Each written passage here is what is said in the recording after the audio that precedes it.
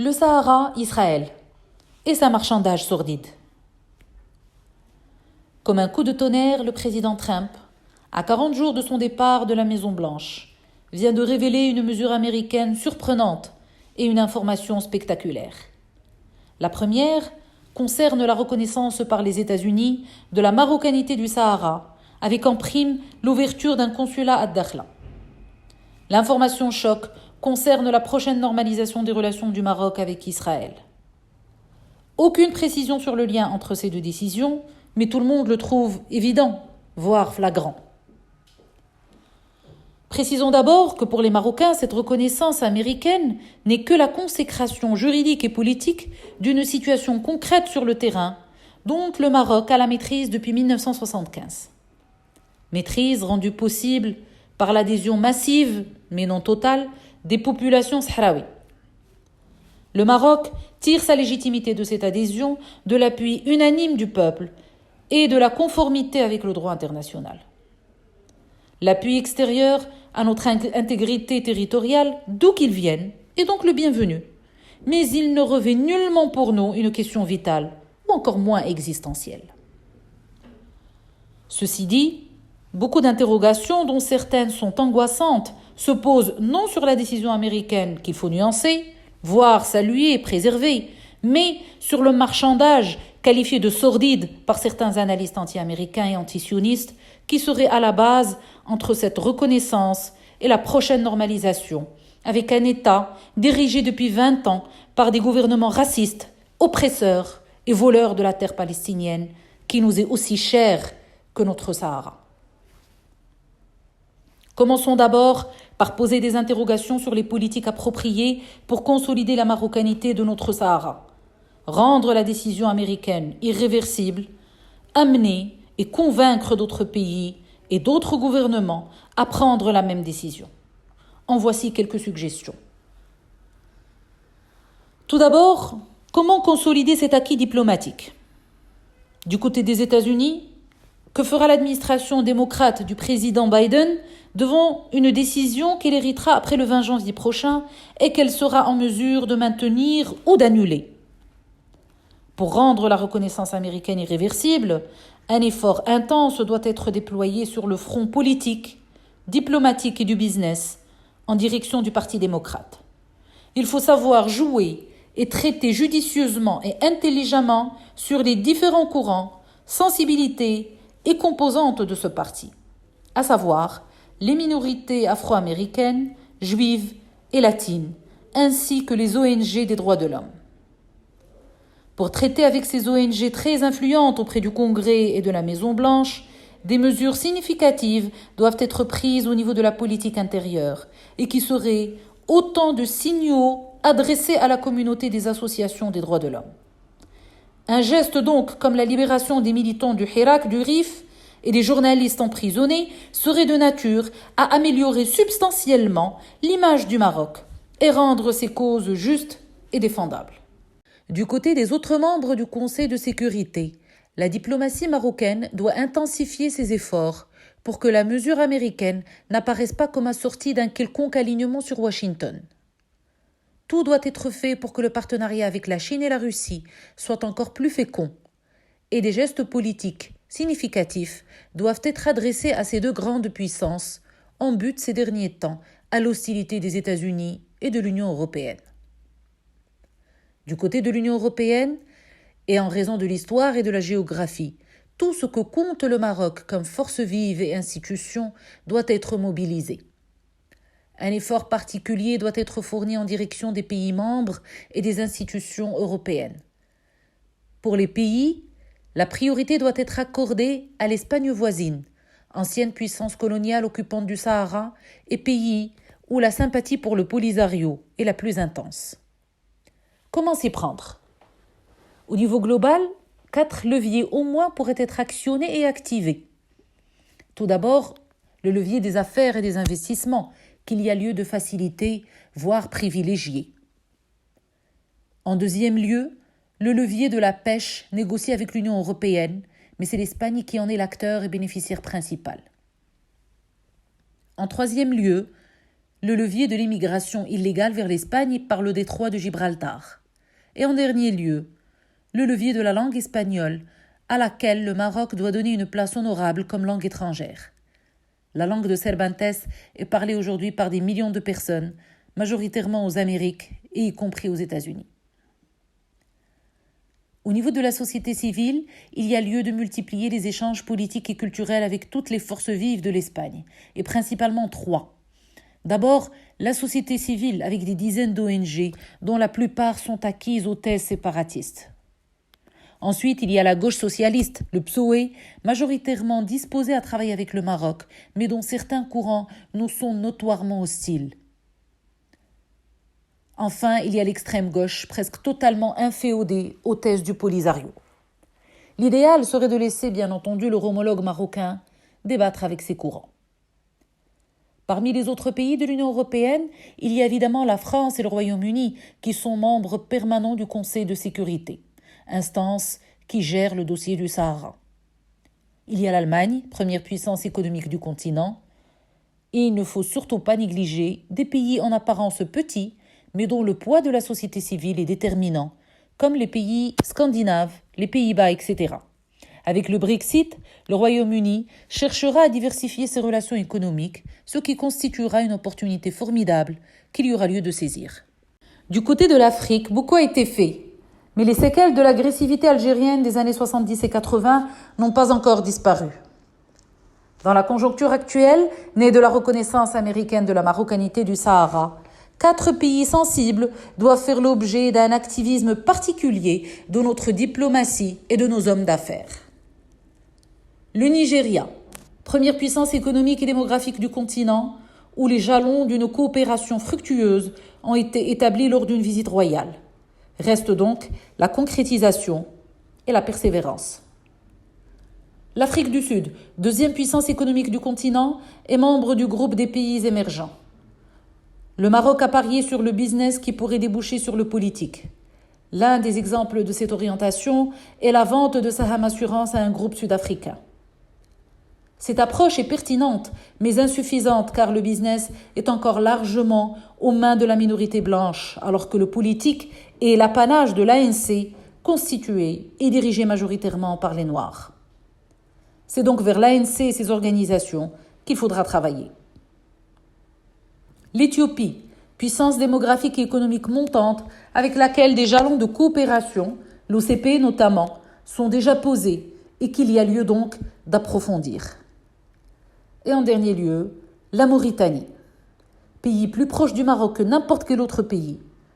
Les relations se sont dégradées avec ce pays depuis sa reconnaissance de la pseudo-RASD et l'utilisation du territoire mauritanien par les bandes armées du Polisario pour porter préjudice aux intérêts du Maroc. Les anciennes et excellentes relations de notre pays avec le Sénégal n'ont fait qu'aggraver les choses. Il semble depuis quelque temps qu'un réchauffement des relations avec ce pays se dessine à l'horizon. Avec la nouvelle donne impulsée par les États-Unis, il devient urgent de reprendre et d'approfondir ses relations avec ce pays et de faciliter non seulement l'approvisionnement de ses marchés, mais aussi les mouvements de personnes, de biens et de capitaux. Il faut préciser que ce pays est aussi vital pour les intérêts du Maroc au sud que l'est l'Espagne au nord. On passe maintenant à la question phare. Fallait-il accepter donc ce fameux échange entre le Sahara contre Israël? Comme précisé ci-dessus, le Maroc n'avait pas besoin de ce geste de Trump pour considérer que le Sahara nous appartient. Ce geste n'a fait que conforter une grande conviction chez tous les Marocains.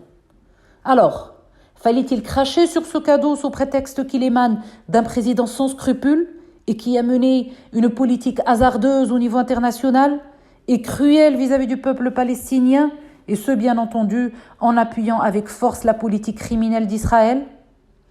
Mais doit-on juger des politiques et des politiciens avec des références à la morale et à l'éthique? La logique des États est fondée exclusivement sur la logique des intérêts et sur la réelle politique. La politique n'est pas toujours l'art du possible, mais l'art de rendre possible ce qui est nécessaire. Au milieu du XIXe siècle déjà, Lord Palmerston, Premier ministre de la reine Victoria, déclarait « Nous n'avons aucun allié éternel, ni aucun ennemi perpétuel. Seuls nos intérêts sont éternels et perpétuels. Vu donc sous cet angle, la reconnaissance d'Israël présente-t-elle un quelconque avantage au Maroc? Deux points de vue s'affrontent et vont être déclinés ci-après. Les partisans du marchandage présentent beaucoup d'arguments, dont les principaux sont les suivants. Premier argument. Le monde est régi par les intérêts et la réelle politique. Ceux qui ont perdu de vue cette réalité et privilégié la morale dans les relations étatiques l'ont regretté tôt ou tard. Le cas du Maroc avec l'Algérie constitue à cet égard une terrible illustration. Mohamed V avait rejeté avec mépris une proposition française de restituer au Maroc une grande partie des territoires marocains qui lui ont été pris depuis le traité de l'El-Lamrnia en 1845 jusqu'à l'installation du protectorat en 1912 et intégrés donc illégalement à l'Algérie, colonie depuis 1830 et qu'on croyait éternellement française.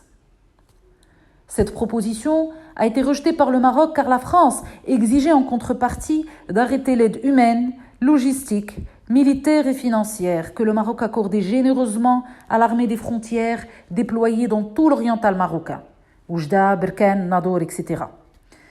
Face donc à ce geste noble, le gouvernement provisoire de la République algérienne, plus connu sous le nom du GPRA, a signé un accord en juillet 1961 avec le Maroc où il s'engageait à ouvrir des négociations pour la récupération des dits territoires dès que l'Algérie obtiendra son indépendance.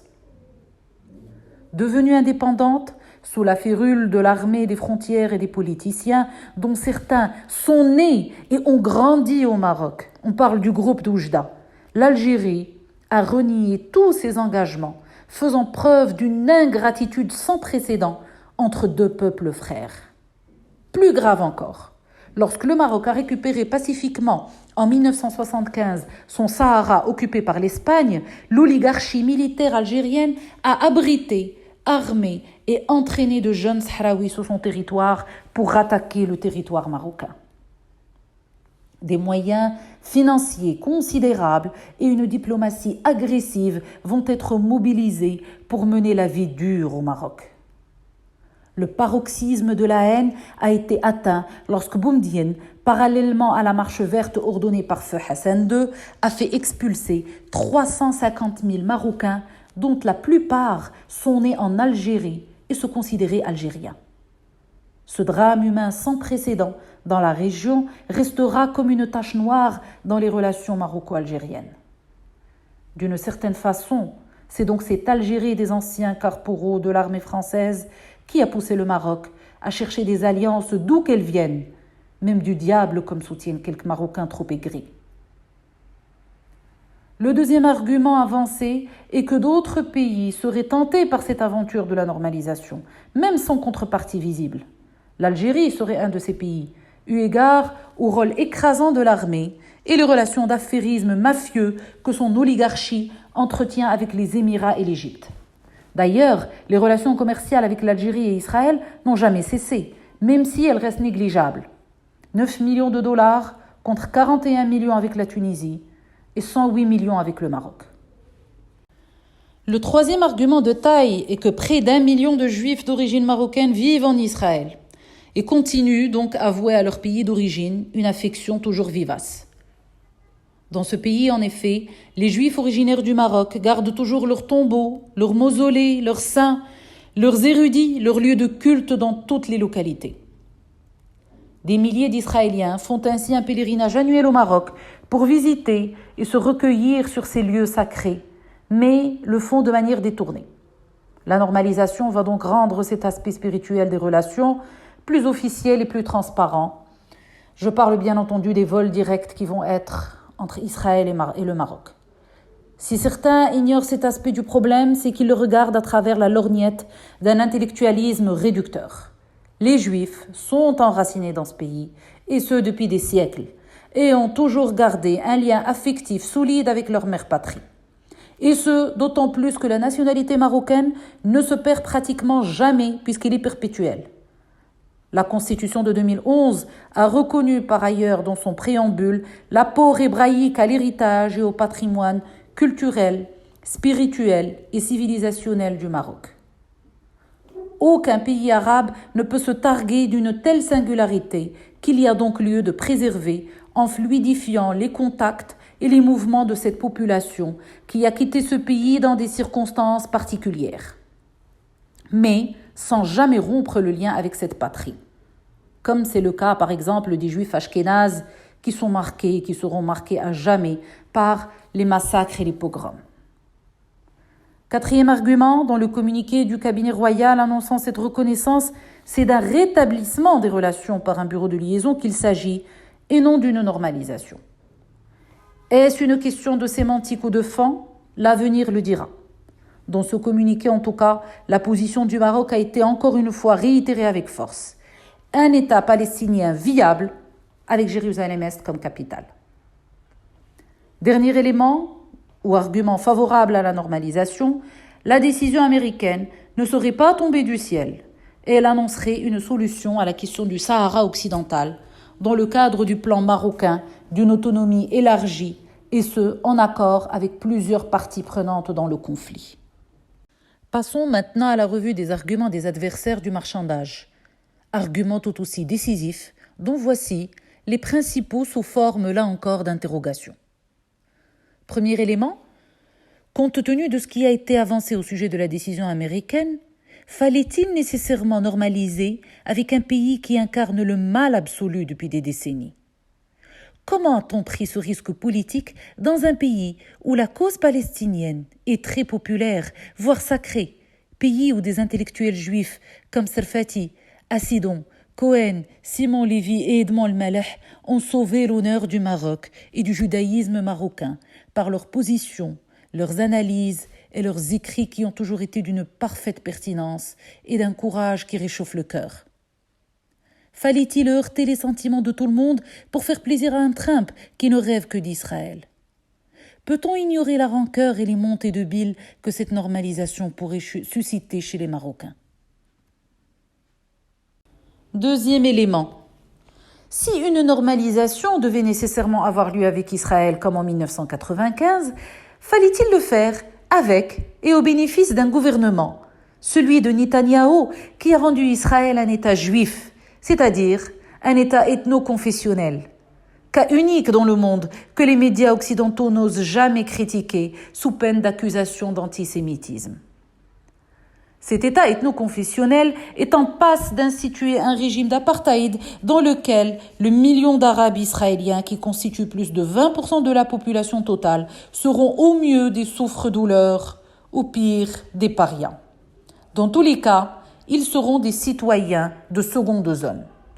En se comportant de la sorte, qui croira à l'idée généreuse et combien aujourd'hui naïve, selon laquelle ce petit pays, cette oasis de la démocratie, ne demande qu'à s'intégrer pacifiquement dans la région aux côtés de ses cousins arabes, descendants tous les deux d'Abraham, Ibrahim el-Khalil. Ces naïfs se rendent aujourd'hui à l'évidence. Israël est bien un bastion avancé de l'impérialisme, hier franco-britannique, aujourd'hui américain. Troisième élément. Fallait-il suivre dans cette aventure de la normalisation des régimes peu recommandables comme ceux de l'Égypte et des Émirats ? Deux pays dont la presse avait déversé sur le Maroc un torrent d'invectives et d'injures lorsque le roi a littéralement sauvé notre honneur en retirant nos soldats de la guerre criminelle contre le Yémen et en prenant une position juste, humaniste et courageuse en faveur du Qatar quand cet État fut victime d'un embargo et d'un encerclement injuste, primitif et enfantin.